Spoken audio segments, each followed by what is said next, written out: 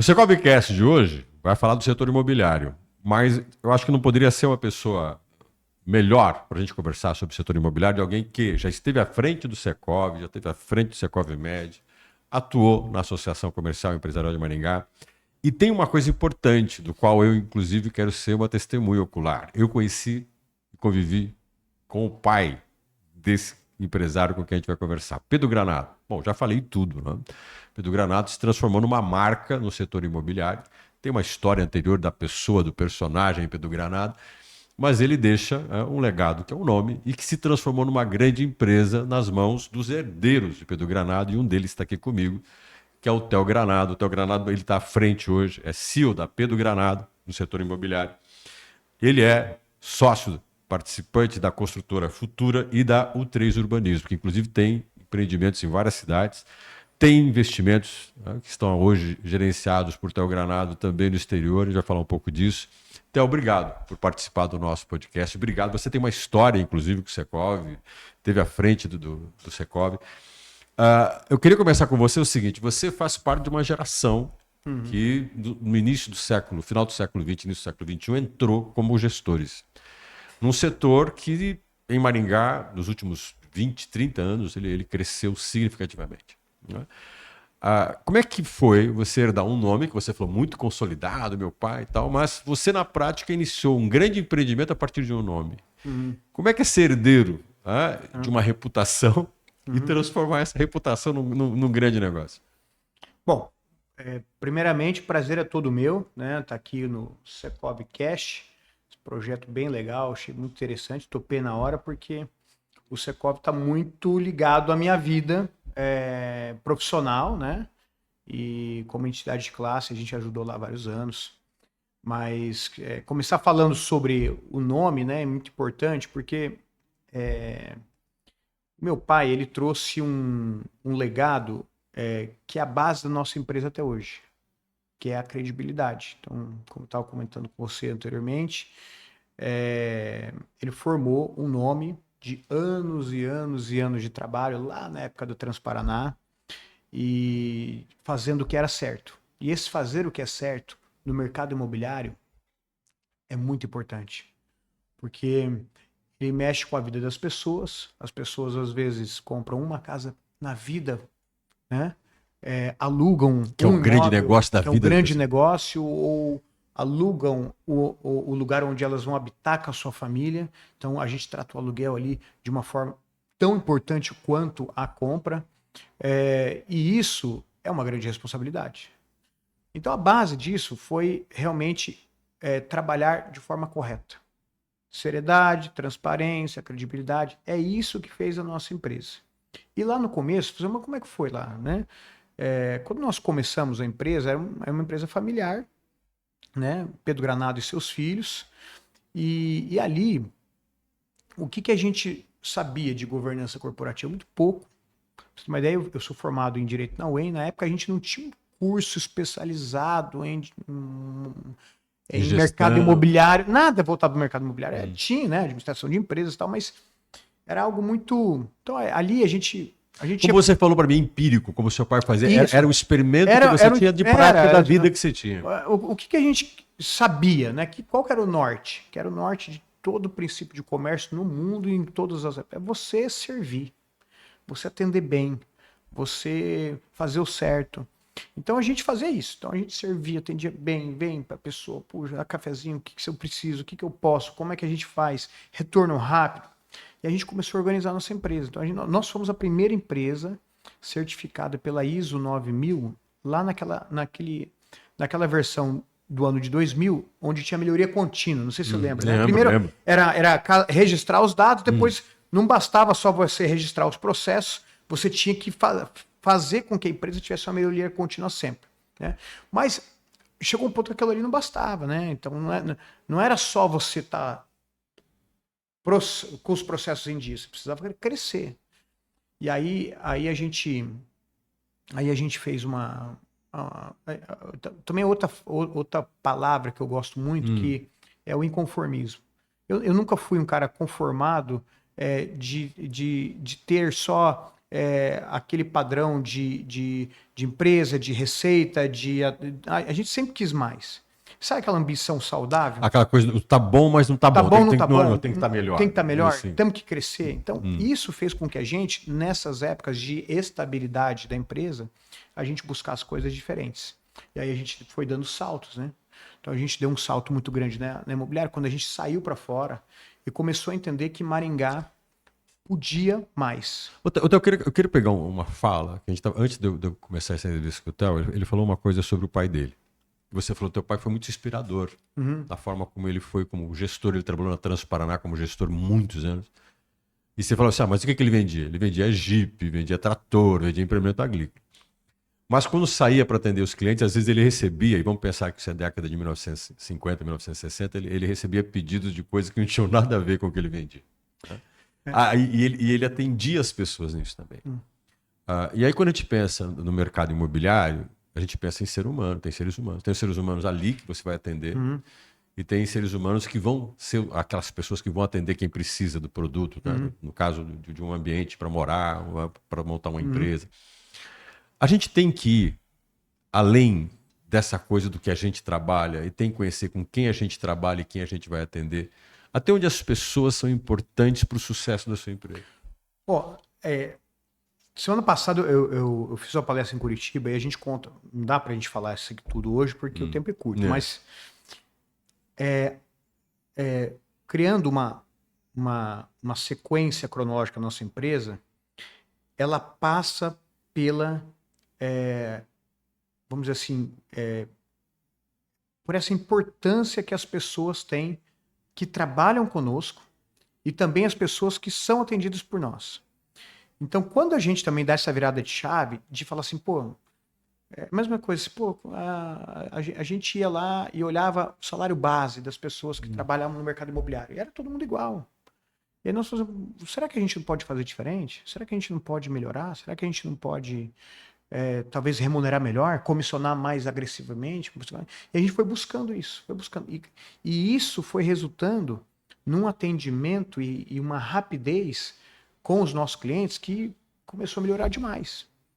E esse cuidado que a gente teve com o cliente é justamente o cuidado que eu tenho para fazer com que essas pessoas sejam bem atendidas, sejam bem servidas. Então, hoje, a base para a gente... isso foi uma coisa muito clara para a gente hoje, né? Tanto é que a Casa Pedro Granado, essa nova estrutura nossa, que eu vou contar um pouco depois, ela é feita para relacionamento. A Casa Pedro Granado o foco é nas pessoas e nas relações que você estabelece com as pessoas no setor. A Casa Pedro Granado é uma casa de conexões humanas. Está lá no slogan, lá quando você entrar lá você vai ver. São conexões humanas, porque a gente sentiu que a maior parte dos nossos clientes vem... Eu acho muito engraçado, tem um consultor nosso que ele fala assim, é o jeitão Pedro Granado. O jeitão Pedro Granado é o jeitão de se relacionar com as pessoas através dessa credibilidade que o nome tem. Então o cara fala assim, eu não quero ter problema. Ele vai lá. O nome está conexo com isso, sabe? De que ele vai lá, ele não vai ser passado para trás, que todo mundo vai atender ele bem, que ele pode comprar seguramente, que ele está fazendo um bom negócio, que a documentação está correta. Então, eu acho que é muito disso que a gente fez lá todos esses anos. Agora, você está falando um pouco de compliance, a gente ter ser transparente, a gente ser honesto, a gente ser, às vezes, fiel. A gente vive em algumas gestões em que você fala assim, mas eu tenho que ter resultado. Eu tenho que ter resultado. Você conseguiu ter resultado numa empresa, né, que já tinha um nome, uma tradição, mas, enfim, ela foi construída a partir de uma competitividade no mercado, de você fazer investimentos, fazer inúmeros negócios. E a gente pensa assim, isso é resultado. Mas o resultado, a qualquer preço, não vale. No setor imobiliário, a gente não pode pensar só no resultado. Tem hora que você tem que pensar no quanto ele vai te custar a médio e longo prazo. Não, nenhuma empresa se cria fazendo uma venda só. Você não se cria assim. Você não cria uma reputação. Não existe aquela história da grande tacada. Olha, esses dias eu vi um cliente nosso, estava fazendo um negócio com uma empresa e tal, e ele estava comentando que o contrato saiu totalmente errado com o que foi combinado. E ambas as partes perceberam e não tinha nada a ver. Uma parte, porque daí é fácil, né? Quando as duas partes estão... Quando as duas partes estão aqui, mas quando você coloca no contrato que nenhuma parte concordou, Porque a intermediação é isso, é fazer com que as pessoas concordem com tudo que está programado no negócio. As partes estejam muito cientes do que está sendo feito e concordam com aquilo que A está sendo feito. partir do momento que você queira colocar no papel algo que não está combinado, não é correto. Então, essa pessoa fez um negócio só com esse corretor, com essa imobiliária. Ele não vai fazer mais. Então, no nosso negócio, isso eu vejo muito nos nossos prédios ali da Futuro. Então, 80% dos nossos clientes em todo lançamento são clientes já recorrentes de outros empreendimentos. Então, se você pisa na bola, ele não te segue, ele não adianta. Então, você precisa criar uma massa muito, muito, muito forte de vendas para você toda hora estar recriando novos clientes. Então, no mercado imobiliário, isso não se cria. Só que quando você faz isso, você tem que pensar a médio e longo prazo. Qualquer decisão que você toma aqui, eu calculo que é assim, você é a pessoa para falar sobre isso, porque você pega uma empresa no finalzinho do século XX, início do século XXI, e faz ela ter um impulsionamento grande, tanto é que você tem outros investimentos, outros setores, você ampliou, inclusive, a cadeia de negócios que a empresa está envolvida. Só que você tem que ter uma visão para isso. Para chegar lá na frente, eu tenho que pensar que eu vou ter que ir um passo de cada vez. Essa visão se tem desde o começo, de onde se quer chegar. Quando a gente fala de resultado, a gente fala assim, não, eu quero chegar lá, então meu resultado aqui tem que estar casado com isso. Não. Ou você muda o percurso no meio do caminho e fala, não, agora vamos para cá. Como é que você avalia? É porque a gente começou a entender lá que o mercado imobiliário ele é tão imenso. Não se trata de só administrar o imóvel, tanto na venda como aluguel, e você ser remunerado pela prestação de serviço. Tem N coisas para você fazer. Então hoje, por exemplo, pega o meu setor de locação, você tem equipe especializada em short stay, curta temporada. Eu tenho uma equipe somente para imóveis comerciais. Então, ela não fala de outra coisa. Especializada, focada... Eu tenho uma somente em build suite. Eu tenho uma somente em imóvel residencial alto padrão. Foco. A gente foi crescendo, foi focando, todas com foco, e a gente foi... Isso tudo... Se você fala assim, teve um planejamento de você? Não teve. Mas teve um momento que resolveu, vamos especializar nisso. Porque a gente foi querendo crescer. Como é que a gente cresce? Então a gente começou a viajar, começou a ir para os outros lugares, começou a entender como é que funcionavam as empresas imobiliárias fora do país, no país, o que dava certo, o que dava errado. E nisso a gente entrou com uma associação enorme. Vários parceiros nossos do Secov estão nessa associação. E isso fez um benchmarking incrível. Fez com que a nossa empresa desse um salto. Então hoje, todas as empresas nossas, elas têm governanças distintas, tanto a O3 Urbaniza, a Construtora Futuro, a Pedro Granado, e dentro dessas empresas também tem suas especializações. Então todo mundo, você imagina uma cadeia... aprender a delegar, Theo. Você tem que aprender a delegar. É um ecossistema tá, que nós criamos lá dentro, que vai desde você pegar o imóvel para alugar, até para você construir, até para você pegar o investidor, construir um prédio, pegar depois o apartamento dele para vender ou para alocar, que vai querer comprar um terreno com você na loteadora, que vai construir a casa, que vai voltar. Então é um ecossistema que é interminável. Você não acaba ele, porque as pessoas vão... Isso vai passando também de geração em geração para as pessoas. Então tem alguns clientes teus que vão se envolvendo com você pelas necessidades que ele tem, que você pode atender ele. Tudo. Você pode virar um caminho, uma rota que ele vai seguir dentro do seu empreendimento. Isso. E aí, lógico...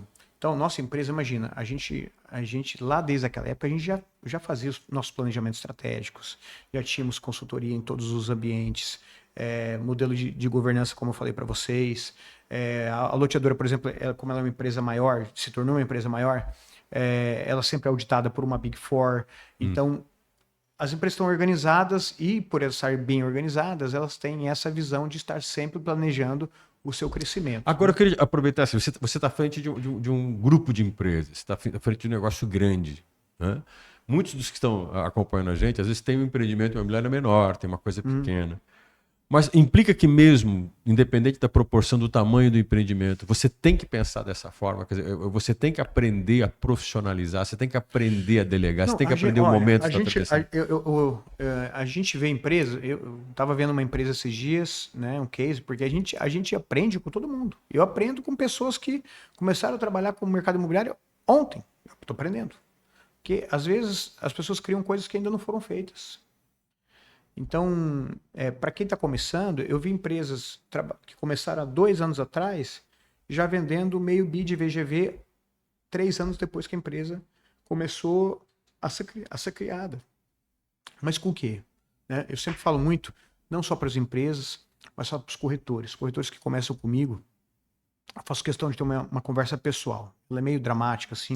Como é que é isso? É meio... É. Mas eu costumo dizer que o bom corretor, porque esse nosso negócio, ele culturalmente, ele é muito antigo, né? A corretagem, ela é antiga no mundo. Mas o profissionalismo, né, que se deu à profissão, isso é recente. Então não existe ainda, assim, muitos anos de docência, de graduação no mercado imobiliário. Mas existe uma demanda muito grande. Porque antigamente o corretor de imóveis era aquela pessoa que não deu certo em nada. No caso do cara, Você lembra que tinha nome cara de não deu picareta? certo, Né? picareta, Até aí o cartãozinho do cara tinha uma não, picaretinha. o cara né? não deu certo, ele era corretor. Corretor. E daqui a pouco esse cara que não deu certo tá ganhando dinheiro. Aí os caras olham assim, Quero ganhar dinheiro também. quem que esse cara tá passando Hoje eu pra vejo trás, que né? pessoas estão abandonando a profissão para virar corretor. Então, hoje, eu falo para eles, olha, hoje o nosso mercado, ele é muito... bom, eu adoro, né, trabalhar, você percebe que Dá pra eu perceber. amo o meu negócio, eu respiro, né, até nas férias, eu viajo muito e tal, eu Você respiro. não desliga, né? Nada, celular o dia inteiro, que hoje fica possível, né? Mas eu falo para eles, olha, esqueça da sua vida social, esqueça da sua vida, tudo que você tem de a mais. Então eu chego em casa, eu gosto de assistir minha novela, eu gosto de talvez jogar minha bolinha no clube. Não. O que você vai fazer? Você vai esquecer sua vida um ano, e você vai se dedicar plenamente a tudo que a empresa vai te dar o caminho para você fazer. A empresa que a gente tem uma cartilha lá, o beabá do corretor, né? Até hoje, não teve nenhum case, nenhum caso que o corretor que fez exatamente o que a gente pediu, que estava numa situação difícil, familiar, de empresa, de família, não fizesse isso, e hoje esse cara não ganha menos do que 15, 20, 30 mil reais por mês. Não teve nenhum case. Então a gente ressuscitou muitas famílias que estavam assim em situações muito complicadas, às vezes com as crianças, às vezes eram pessoas que quebraram em comércio, os herdeiros também que não conseguiram dar continuidade. Então a gente tem diversos casos lá, mas o mercado nosso é tão interessante que possibilita que essas pessoas aprendam, façam correto e ganhem dinheiro. Agora tem uma coisa que você falou que eu achei curioso. Eu queria explorar um pouquinho isso. Você falou, pô, tem essa conversa mais séria, mais tal. E fala pra ele, ó, você vai pegar um ano da sua vida, abrir mão de algumas coisas que você tinha. Não, e depois ele volta, né? Porque aí depois a profissão, ela exige que você tenha a vida social. Porque o que o corretor não quer, você quer ficar lá debaixo de um prédio, às vezes fazendo um plantão pirata. Sabe o que é um plantão pirata? Não, me conta, falei isso. O plantão pirata plantão pirata você já deve ter visto isso. Quando alguma consultora vai lançar e não tem nada ainda, o corretor ele vai com uma barraquinha com um guarda-sol lá, ele coloca a cadeira já vi. e ele coloca lá, ele é o prédio, não tem nada ainda, aí a pessoa para, vai sair um prédio aqui, tá, vai me dar o teu nome, então. Só que as pessoas não querem isso. As pessoas gostam de ficar no showroom com decorado disso, ar-condicionado, garçom, café. E esses caras são os que saem vendendo antes. Então ninguém quer fazer isso. Então o cara que topa tudo, faz pirata, plantão, vai para o loteamento, ficar sábado, domingo, às vezes vai ficar os 4 finais de semana do mês trabalhando arduamente, às vezes para atender 1, 2 clientes. Esse cara vai fazer esse beabá, ele vai ganhar dinheiro. Ele não tem segredo. Ou seja, você considera que o sucesso está no quanto você se entrega para aquilo que você quer fazer, inicialmente, independente de como e onde você vai fazer. Como qualquer profissão, o início é muito árduo. Mas depois você cria uma carteira de relacionamento, de clientes, que ao longo do tempo elas vão se criando. Então você é corretor o tempo todo, você é um cara do mercado imobiliário o tempo todo, você está ligado o tempo todo. Você parece que é um pouco assim. Todo o tempo. Eu não sou, assim, antes de ser empresário, eu sou corretor. Eu me orgulho disso. Eu cresço lá, eu sou corretor de imóveis. Então a gente faz negócio todo momento. É lógico, né? A gente tem as empresas, tem outras responsabilidades. Então a gente tem uma equipe muito grande, até para atender os nossos clientes bem, né?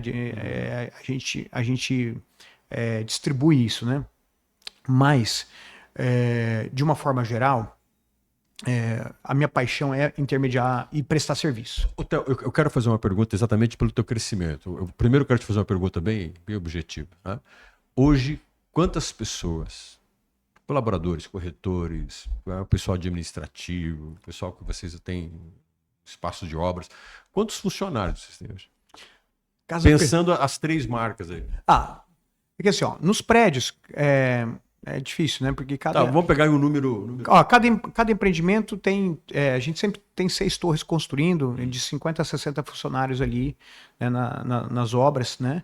Em cada uma delas. Em cada uma delas, né? Vai dar ali, sei lá, 300 pessoas. E ali na Casa Pedro Granado, na U3 Urbanismo e na Construtora Futuro, umas 170. Você tem uma grande equipe. Muitos empresários, muitos gestores querem ter uma grande equipe. A grande equipe alternativa A, pegar os melhores, ter os melhores que estão no mercado para você, ou construir os melhores ao longo do tempo e fazer com que os melhores sejam produzidos dentro do seu próprio ambiente, apostar naqueles que você tem para melhorar. Como é que é isso? Não, ó, eu gosto de falar dessa história do ovo da galinha. Você investe mais para colher ou você colhe primeiro para depois você investir mais, né? Isso sempre valeu lá no marketing imobiliário, porque ninguém queria gastar nada se você não aumentasse a receita. Isso meu pai sempre falava. Eu lembro na época do diário, quando não vendia nada, eu falava assim, Theo, vai lá e negocia com o tio Frank, né? Porque eu chamava de tio, né? Com o tio Frank, negocia uma página dupla, onde ninguém tinha. Negocia uma página dupla assim, mas pai, vendas estão fracas e tal. Vamos fazer, porque aí nós vamos alavancar. E isso. Mas o que aconteceu? Como eu falei, não existia uma formação no mercado imobiliário. Então, nossa empresa foi alavancada em senioridade. Então, eu peguei players na época quando o mercado imobiliário de São Paulo estava muito fraco. Eu os seduzi com a melhor cidade para se viver no país, né? Com um ambiente seguro. E essas pessoas vieram acreditando no nosso projeto. Então, eu peguei heads importantes na empresa. E essas pessoas é que estão produzindo os seus líderes. Então, no nosso caso, tem as duas coisas. Não foi só pessoas que se formaram, mas também pegamos pessoas mais maduras, mais prontas, para modelar o mais caras, mas elas fizeram a equipe. Então, eu acho que Então você aposta em liderança. Você acha que liderança? Isso. Eu acho que as duas, acho que são os dois, porque eu gosto das lideranças, mas eu gosto também de descobrir talentos. Mas você descobrir um talento que vai chegar depois de tanto tempo a ser líder, que consiga criar líderes, eu acho que esse é o principal desafio de qualquer empresário. Tá, agora vamos caminhar um pouco para o final do nosso papo. Eu acho que você esteve à frente do Secov. Você trabalhou, você atuou na Assim muito tempo, na Secov Med. Isso é o aprendizado do seu pai. Quando eu lembro muito do Pedro Granado, é um cara que estava sempre envolvido com ele. Foi o presidente da Assim. E ele sempre me dizia o seguinte: a Maringá é uma cidade diferenciada pela qualidade, pela estrutura, mas tudo isso é resultado do associativismo, da ideia de que você tem uma cidade em que as pessoas sentam para discutir, para planejar, para fazer isso juntos. Né? O setor imobiliário é um setor claro nisso. Em vários momentos, o setor imobiliário, numa cidade que é planejada como Maringá, e que tem essa qualidade de vida que tem, porque ela pensa nisso, ela planeja ela.